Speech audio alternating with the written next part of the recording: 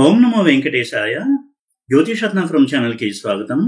ఈ వీడియోలో ఒక జాతకంలో వివాహానికి సంబంధించినటువంటి కాంబినేషన్స్ చూసేటప్పుడు వైవాహిక సమస్యలు కావచ్చు, వివాహం తర్వాత జరిగేటువంటి సంఘటనలు పాస్ట్ లైఫ్కి ఎలా రిలేట్ అయి ఉన్నాయి అని ఏ విధంగా తెలుసుకోవచ్చు అనేది తెలియచేస్తాను. అయితే ఇంతకుముందు వీడియోలో కూడా నేను చెప్పడం జరిగింది, అంటే పాస్ట్ లైఫ్కి సంబంధించినటువంటి వీడియోస్ చేస్తున్నప్పుడు మ్యారేజ్ అనేది కూడా పాస్ట్ లైఫ్ రిలేషన్తో జరిగేటువంటి ఒక సంఘటన. అంటే మనకు వచ్చేటువంటి జీవిత భాగస్వామి పాస్ట్ లైఫ్ కనెక్షన్ ఉన్నటువంటి భాగస్వామి అయి ఉంటారు. ఎంత స్ట్రాంగ్గా ఉంది అనేది ఆ పాస్ట్ లైఫ్ రిలేటెడ్ హౌసెస్ యొక్క స్ట్రెంత్ని బట్టి మనం చెప్పొచ్చు. వివాహం తర్వాత జరిగేటువంటి హ్యాపీ ఇన్సిడెంట్స్ కావచ్చు, లేదా కొంత బాధాకరమైనటువంటి సంఘటనలు, ఇటువంటివి జరిగినప్పుడు దీనికి తప్పకుండా పాస్ట్ లైఫ్ కనెక్షన్ అనేది ఉండి తీరుతుంది. అలా లేకుండా అసలు ఇటువంటి సంఘటనలు జరగవు. ఈ రోజుల్లో చాలా మటుకు చూస్తున్నట్టయితే మ్యారేజ్ తర్వాత డైవర్స్ అప్లై చేయడము, లేదా లవ్ మ్యారేజ్ ఫెయిల్ అవ్వడము, చాలా సంవత్సరాలు ఒకరినొకళ్ళు ఇష్టపడి అర్థం చేసుకున్నాము అనుకుని మ్యారేజ్ అయిన తర్వాత 3 months తర్వాత 6 months తర్వాత డైవర్స్ ఫైల్ చేయడము, ఇలాంటివన్నీ కూడా చూస్తున్నాము. అలాగే డైవర్స్ అయిన తర్వాత సెకండ్ మ్యారేజ్ అనేది జరుగుతుంది. అప్పుడు అందరికీ వచ్చేటువంటి క్వశ్చన్, ఈ సెకండ్ మ్యారేజ్ కూడా ఫస్ట్ మ్యారేజ్ లాగా ఫెయిల్ అవుతుందా?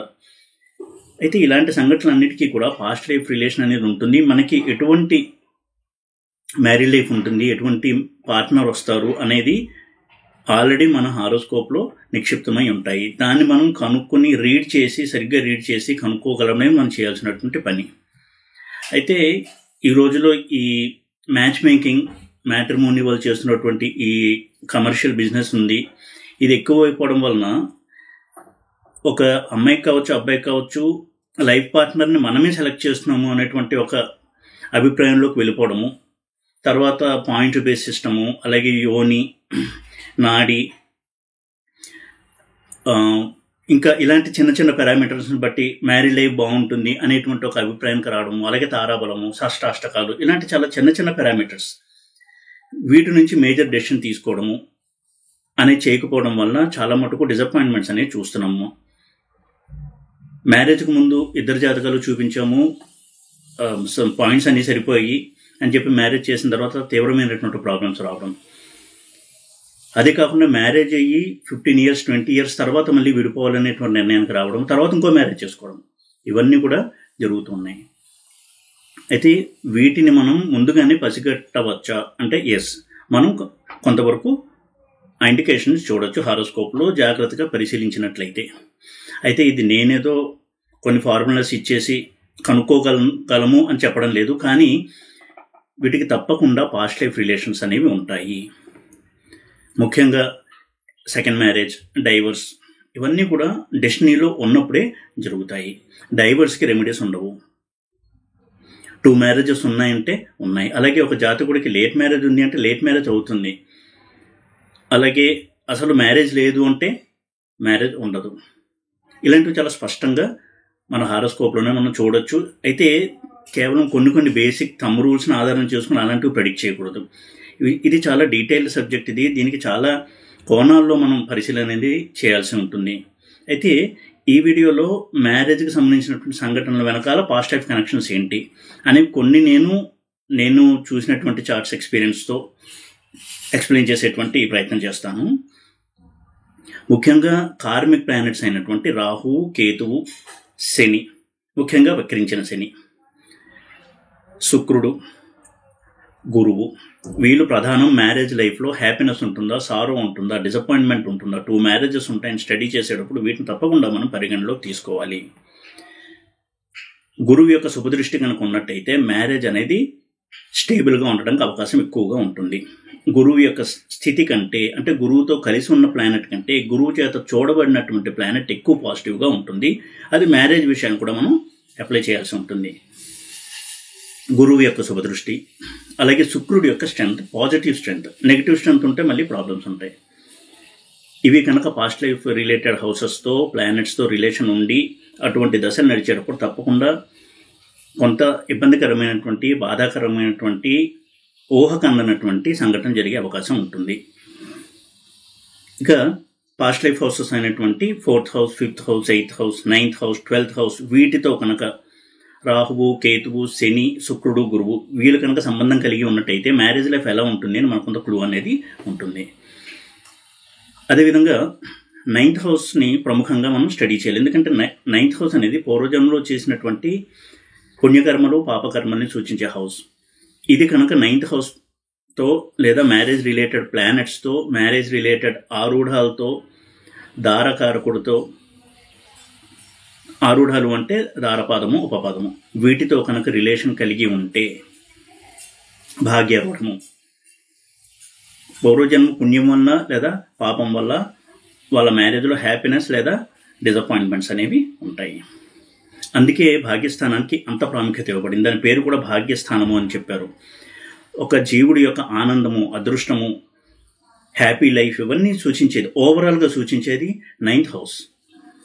ఆ జీవుడు ప్రయాణంలో ఏమన్నా పొరపాట్లు చేశాడా, ఏమన్నా కర్సస్ అంటే శాపాలను మూటగట్టుకున్నాడా, ఇవన్నీ చూపించేది 9th హౌస్.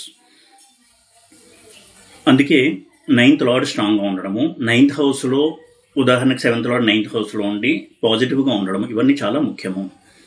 9th లార్డ్ శుభుడైనటువంటి భాగ్యాధిపతి యొక్క దృష్టి సప్తమం మీద, సప్తమాధిపతి మీద ఉండడము, సప్తమాధిపతితో కలిసి ఉండడం, ఇవన్నీ కూడా హ్యాపీ మ్యారేజ్ లైఫ్ని సూచిస్తాయి. ఎందుకంటే వాళ్ళ పూర్వపుణ్యము అనేది బాగుంది, ఆ పార్ట్నర్ కూడా ఇంతకుముందు జన్మ నుంచి వాళ్ళతో కలిసి ప్రయాణం చేస్తున్నటువంటి జీవిత భాగస్వామి అని అక్కడ అర్థం. ఇదే భాగ్యము, భాగ్యాధిపతి, భాగ్యారూఢము రాహుతో కానీ కేతువుతో కానీ కలవడం వల్ల పాడైనట్టయితే కొంత ఇబ్బందులు అనేవి ఉంటాయి. అది మ్యారేజ్లో లైఫ్ లాంగ్ వాళ్ళు ఇద్దరూ కలిసి 30 ఏళ్ళు 40 ఏళ్ళు కలిసి ఉంటారు, కానీ ఎప్పుడు కూడా ఏదో ఒక రకమైనటువంటి అసంతృప్తి, ఇదొక రకమైనటువంటి ఇబ్బంది. లేదా కొన్నాళ్ళు కలిసి జీవించిన తర్వాత డైవర్స్ తీసుకుని విడిపోవడం అనుకోవడము, విడిపోయిన తర్వాత ఇంకో మ్యారేజ్ చేసుకోవడము, ఇదొక రకమైన ఇబ్బంది. లేదా పార్ట్నర్ చనిపోవడము, ఇది కొంత బాధాకరమైనటువంటి అంశము, ఇది కూడా మనం చూస్తూ ఉంటాము. ఎప్పుడూ కూడా 7th హౌస్, 7th లార్డ్ స్ట్రాంగ్గా పాజిటివ్గా ఉన్నప్పుడు ఇటువంటివి జరగడానికి అవకాశం ఉండదు. దానికి తోడు 9th హౌస్, 9th లార్డ్ యొక్క స్పర్శ అనేది చాలా చాలా ముఖ్యము. ప్రతి హౌస్కి 9th లార్డ్తో సంబంధం అనేది ఆ హౌస్ యొక్క శుభత్వాన్ని పెంచుతుంది అని అర్థం చేసుకోవాలి. అలాగే వివాహం విషయంలో కూడా గురువు కనుక ఉదాహరణకి వక్రించి పాపి అయి వివాహ స్థానాన్ని, వివాహానికి సంబంధించిన ప్లానెట్స్ని కనుక ఇంపాక్ట్ చేస్తూ ఉన్నట్టయితే వివాహంలో కొంత అపశృతులు దొరకడానికి అవకాశం ఎక్కువగా ఉంటుంది. ఇలాంటి కొన్ని కాంబినేషన్స్ ఏంటి అనేది నేను చెప్తాను. దీనికి మళ్ళీ పాస్ట్ లైఫ్తో రిలేషన్ ఉంది అని కొంతవరకు మీరు గమనించుకోవచ్చు, ఎవరికి వాళ్ళే. ఉదాహరణకి శని రాహువుల కంజంక్షన్, కలయిక, దీనికి శ్రాపిత యోగము అని పేరు. ఎందుకంటే శని, రాహు ఇద్దరూ కూడా పాస్ట్ లైఫ్ కర్మను బలంగా ఈ జన్మలో అనుభవింపచేసేటువంటి ప్లానెట్స్. ఈ రెండూ కలిసి ఒక ఇంట్లో ఉన్నాయంటే ఎక్కువగా సమస్యలే ఉంటాయి పాజిటివ్ రిజల్ట్స్ కంటే. ఎంత హోదాలో ఉన్నా, ఎంత పదవిలో ఉన్నా, ఎంత పెద్ద బిజినెస్ మ్యాన్ అయినా వారికి శని రాహుల కలయిక ఏ ఇంట్లో ఉందో దానికి సంబంధించినటువంటి సమస్యలు ఉంటాయి. ఈ సందర్భంలో 7th హౌస్లో కావచ్చు, 8th హౌస్లో కావచ్చు ఈ శ్రాపిత యోగం కనుక ఏర్పడితే ఇబ్బందులు ఉంటాయి అనేది మనం తెలుసుకోవాలి. అయితే ఇక్కడ ఒక ఎక్సెప్షన్ ఉంది. గురుదృష్టి కనుక, శుభుడైనటువంటి గురుదృష్టి కనుక ఉన్నట్టయితే చాలా మటుకు ఆ దోషం అనేది తగ్గుతుంది, దాని యొక్క తీవ్రత అనేది తగ్గుతుంది. లేకపోతే శని రాహుల కలయిక వివాహానికి సంబంధించినటువంటి స్థానాలతో, ఆ గ్రహాలతో కనుక్కున్నట్టయితే తప్పకుండా వివాహంలో సమస్యలు ఉంటాయి. అయితే డైవర్స్ అనేది మాత్రం రవి యొక్క ప్రభావం ఉన్నప్పుడు మాత్రమే డైవర్స్ అవుతుంది. మిగతా గ్రహాలు డైవర్స్ వరకు దారితీసిన రవి బలంగా వివాహ స్థానాన్ని, వివాహానికి సంబంధించిన ప్లానెట్స్ని ప్రభావితం చేస్తున్నప్పుడు డైవర్స్ అవుతుంది. ఇక అదేవిధంగా శని కేతువుల కంజంక్షన్, ఇది కూడా చాలా చాలా ఇబ్బందికరమైనటువంటి కాంబినేషన్. 7th హౌస్లో ఉన్న, 7th ఆరూఢంలో ఉన్న, దారపాదము అంటాం, దారారూఢం, దాన్ని ఎలా అయినా అనొచ్చు, సప్తమారూఢము, వీటిల్లో ఉన్న తప్పకుండా వాళ్ళ మ్యారీడ్ లైఫ్ అనేది చాలా ఒడిదుడుకులు లోనవుతుంది. స్త్రీల విషయంలో అయితే డామినేటింగ్ హస్బెండ్, కొంచెం అగ్రెసివ్ హస్బెండ్, డొమెస్టిక్ అబ్యూస్కి గురవ్వడము, ఇలాంటి సంఘటనలు జరుగుతాయి వారి యొక్క వైవాహిక జీవితంలో. కేతువు చాలా అగ్రెసివ్ ప్లానెట్. ఇటువంటి ప్లానెట్ శనితో కలిసి 7th హౌస్లో దానికి సంబంధించిన ఆరూఢాల్లో ఆ ప్లానెట్స్తో కలిసి ఉన్నాడు అంటే ఆ వైవాహిక జీవితంలో వారు అనుభవిస్తున్న కష్టానికి కారణము పాస్ట్ లైఫ్ కర్మ. ఎందుకంటే శని, కేతు ఇద్దరు కూడా పాస్ట్ లైఫ్ని సూచించే ప్లానెట్స్. అదేవిధంగా వక్రించిన శని కనుక రాహుతో కానీ కేతువుతో కానీ కలిసి ఈ కాంబినేషన్ ఉంటే తప్పకుండా అది సమస్యాత్మకంగానే ఉంటుంది. అలాగే రాహుకేతువులు 7th హౌస్లో ఉండడం అనేది ఆ బాండింగ్, వారికి మ్యారేజ్ అనేది పాస్ట్ లైఫ్ నుంచి కంటిన్యూ అవుతూ వస్తుందని స్పష్టంగా తెలియజేస్తుంది. ఇంతకుముందు లైఫ్లో కూడా వాళ్ళు పార్ట్నర్స్గా ఉన్నారు, ఈ లైఫ్లో కంటిన్యూ అవుతున్నారు. అయితే కొంతవరకు అన్కన్వెన్షనల్ మ్యారేజ్, సంప్రదాయ విరుద్ధమైనటువంటి వివాహం జరగడానికి అవకాశం ఎక్కువగా ఉంటుంది రాహు కానీ కేతు కానీ మ్యారేజ్తో సంబంధం కలిగి ఉన్నట్లయితే. అంటే ఇంతకుముందు జన్మలో వారు కలిసి ఉండొచ్చు, కలిసి ప్రయాణం చేసి ఉండొచ్చు, తర్వాత ఈ జన్మలో వేరువేరు ప్రాంతాల్లో పుట్టడం, వేరే వేరే సంప్రదాయాల్లో పుట్టడం, మళ్ళీ కలిసి ప్రయాణం చేయడం ఇది సూచిస్తుంది. ఎన్నోసార్లు ఇది నిరూపణ అయింది. ప్రతిసారి కూడా ఏదో ఒక పారామీటర్లో ఈ అన్కన్వెన్షనల్ ట్రైట్ అనేది ఉంటుంది, ఆ స్పర్శ అనేది ఉంటుంది. అమ్మాయి కంటే అబ్బాయి చిన్నవాడు కావడం కావచ్చు, ఇద్దరు కమ్యూనిటీస్ వేరవడం కావచ్చు, మతాలు వేరవడం కావచ్చు, ఒకే ఏజ్ అవ్వడం కావచ్చు, ఏదో ఒక విధమైనటువంటి అపశృతి అనేది ఉండి తీరుతుంది ఈ రాహుకేతువుల స్పర్శ కనుక ఉన్నట్టయితే వివాహం మీద. అలాగే శుక్రుడు రాహుకేతువులతో సంబంధం కలిగి ఉన్నాడు అంటే వివాహంలో కొంత అసంతృప్తి, బాధ ఇవన్నీ ఉంటాయి. ఏ విధమైనటువంటి బాధ ఉంటుంది లేదా అసంతృప్తి ఉంటుంది, ఏ విధమైన కష్టం ఉంటుంది అనేది శుక్రుడు ఎలాంటి పాస్ట్ లైఫ్కి సంబంధించిన ప్లాన్లతో కలిసి ఉన్నాడు అనేది మనం చూడాల్సి ఉంటుంది. వక్రించిన శనితో కలిసిన శుక్రుడు వివాహంలో మిస్అండర్స్టాండింగ్స్ ఎక్కువ ఇస్తాడు. ఇద్దరి మధ్య కూడా అభిప్రాయ భేదాలు ఎక్కువగా ఉంటాయి. ముఖ్యంగా అమ్మాయిలు కనుక ఉన్నట్టయితే వారికి ఇన్లాస్ నుంచి ఎక్కువగా డామినేషన్, వారి యొక్క ఫ్రీడమ్ని వాళ్ళు కట్టడి చేస్తున్నారు అనేటువంటి ఫీలింగ్, ఇటువంటి వాటి వల్ల ఎక్కువగా మానసికంగా టెన్షన్ పడుతూ ఉంటారు అటువంటి స్త్రీలు.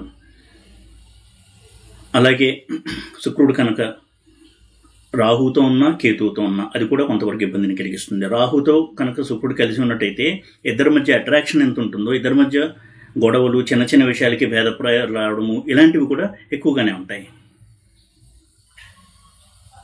అలాగే శుక్రకేతువుల కలయిక కూడా భర్త నుంచి, ముఖ్యంగా అమ్మాయిల విషయంలో భర్త నుంచి డామినేషన్, చేయి చేసుకోవడము, పరుషంగా మాట్లాడడం ఇటువంటి వాటికి గురి అయ్యేటువంటి ఛాన్సెస్ ఎక్కువగా చూస్తూ ఉంటాము.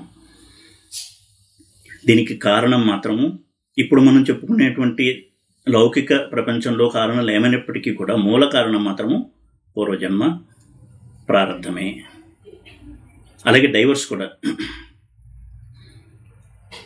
డైవర్స్ అయింది అంటే అది పాస్ట్ లైఫ్ రిలేటెడ్ హౌసెస్తో సంబంధం కలిగి ఉంది అని. అందుకే సెకండ్ మ్యారేజ్కి చూడండి 9th హౌస్ని 8th హౌస్ని స్టడీ చేస్తాము. అలాగే 11th హౌస్ని కూడా స్టడీ చేస్తాము సెకండ్ మ్యారేజ్కి. 7th హౌస్కి 3rd హౌస్ అనేది 9th హౌస్ అవుతుంది. దాని అర్థం ఏంటి? 7th హౌస్ అనేది ఫస్ట్ వైఫ్ అయితే ఫస్ట్ వైఫ్ యొక్క సిబ్లింగ్ అంటే సెకండ్ వైఫ్. ఈ విధంగా 9th హౌస్ని చూడమన్నారు.